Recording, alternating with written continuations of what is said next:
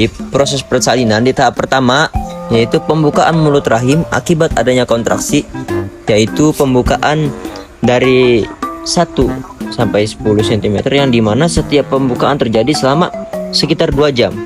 Kemudian di tahap kedua, fase pengeluaran janin yang terjadi selama 1 jam. Nah, di fase ketiga itu pengeluaran plasenta yang terjadi selama 6 sampai 15 menit. Dan di tahap keempat, yaitu tahap terakhir, setelah plasenta lahir, dan di tahap keempat, setelah plasenta lahir, observasi untuk ibu hamil sekitar 2 jam. Cukup sekian dari saya. Nah, berlanjut ke pembahasan persalinan.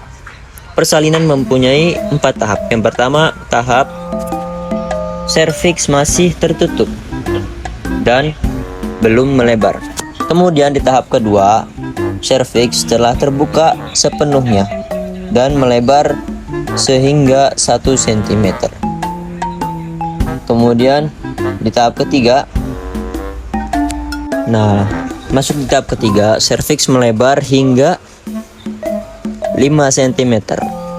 Kemudian di tahap terakhir, tahap 4, serviks sepenuhnya melebar hingga 10 cm. Tahapan darah nifas. Penjelasan yang pertama dari tahapan darah nifas yaitu dimulai dari lochia rubra. Lochia rubra berlangsung sekitar 1 sampai 3 hari, yang mana darahnya berwarna merah ke hitam. Kemudian volumenya seperti head berat dan darah keluar bersamaan dengan sisa jaringan plasenta dan mekonim. Kemudian tahapan kedua dari tahapan darah nifas adalah lochia languila. Lochia languilenta berlangsung sekitar 3 sampai 7 hari, yang mana darahnya berwarna merah muda.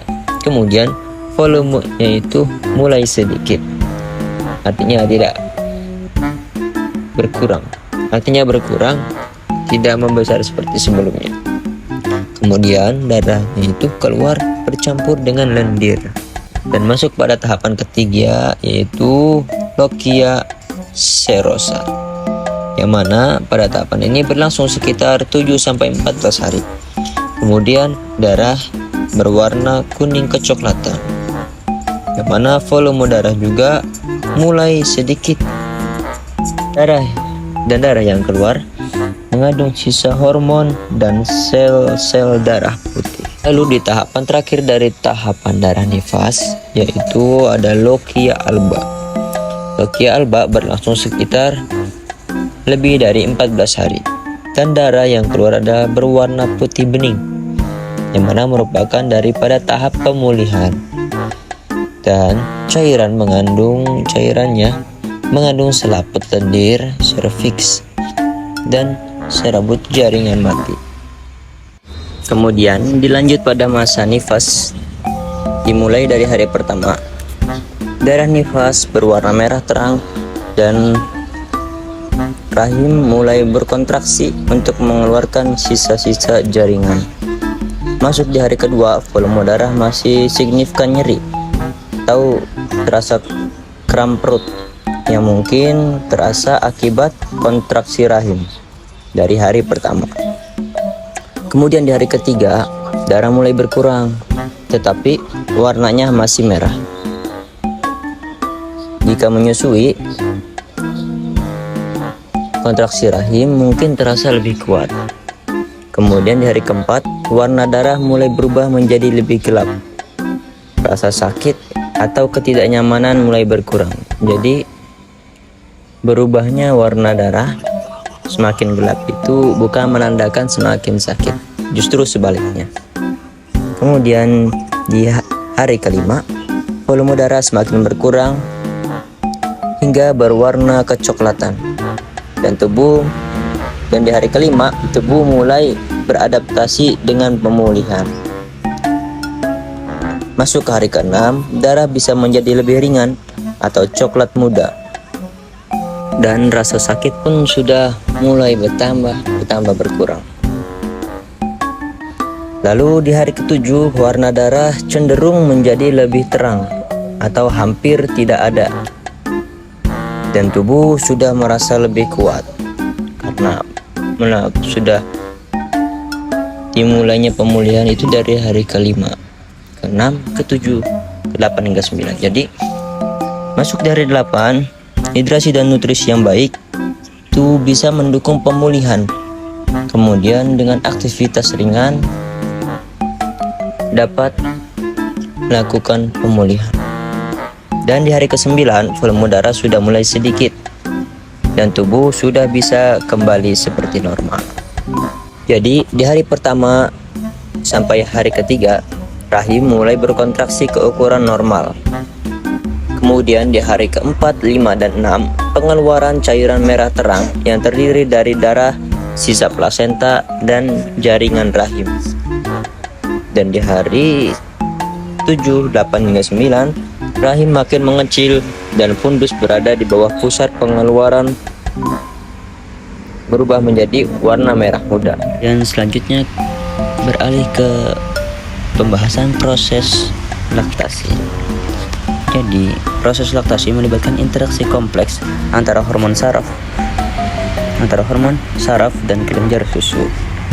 Tahapannya dimulai dari stimulasi, yaitu ketika bayi menghisap puting susu, ia akan mengirimkan sinyal ke otak ibu. Stimulus dari otak ibu akan mengirimkan sinyal, dan dari sentuhan pada puting, stimulasi pada puting baik dari bayi maupun pompa ASI juga memicu produksi hormon. Kemudian produksi hormon oksitosin. Hormon ini berperan dalam kontraksi otot di sekitar kelenjar susu sehingga ASI dapat mengalir keluar. Dan prolaktin, yaitu hormon ini merangsang produksi ASI di dalam kelenjar susu sehingga yang dapat menyebabkan ASI keluar. Kemudian pengeluaran ASI. Ketika oksitosin dilepaskan, otot-otot berkontraksi dan ASI mengalir melalui saluran susu menuju puting. Kemudian yang keempat, permintaan dan penawaran. Semakin sering bayi menyusu, semakin banyak ASI yang diproduksi. Dan ini adalah mekanisme permintaan dan penawaran secara alami. Frekuensi menyusui yang teratur akan menjaga pasokan ASI tetap stabil. Dan faktor yang dapat mempengaruhi laktasi adalah yang pertama hormon, kemudian nutrisi, kemudian istirahat, stres, dan obat-obatan. Kemudian di pembahasan terakhir masuk ke struktur payudara. Yang pertama ada dinding toraks.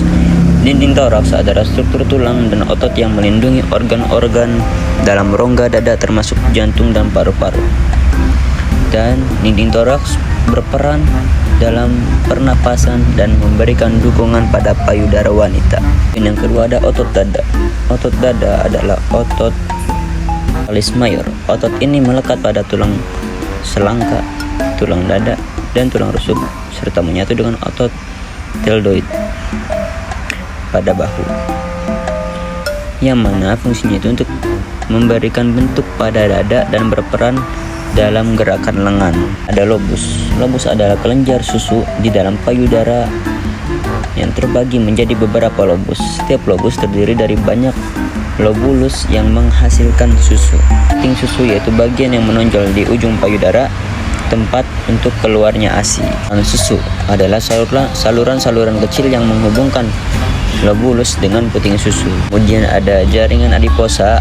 Jaringan adiposa adalah jaringan lemak yang mengisi ruang di antara lobus dan memberikan bentuk pada payudara. Bagian terakhir adalah kulit untuk melindungi bagian dalam organ tubuh.